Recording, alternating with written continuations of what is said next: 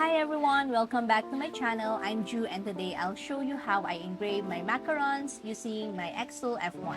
Just a quick note, this is not sponsored.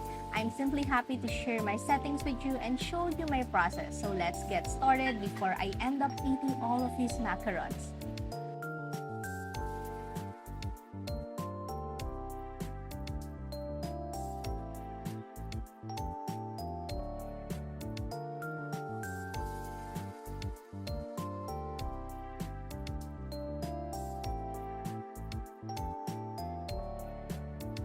I'm just experimenting with my settings. These are the settings that work for me and give me the look I like, but you can adjust them based on your own preference.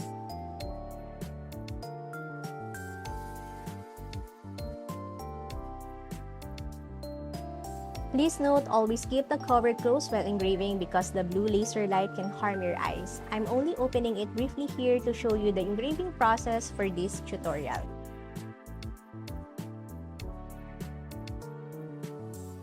Let's make another one. This time, I'll use the cat graphic. This is the protective glass I use to protect my eyes. Please make sure to wear proper eye protection when using a laser machine.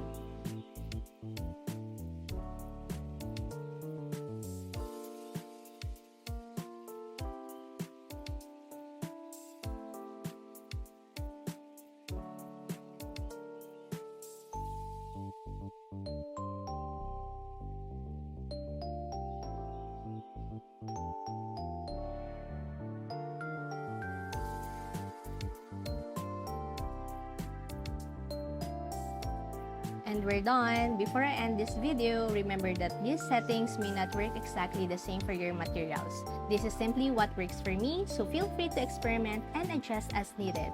Thanks for watching!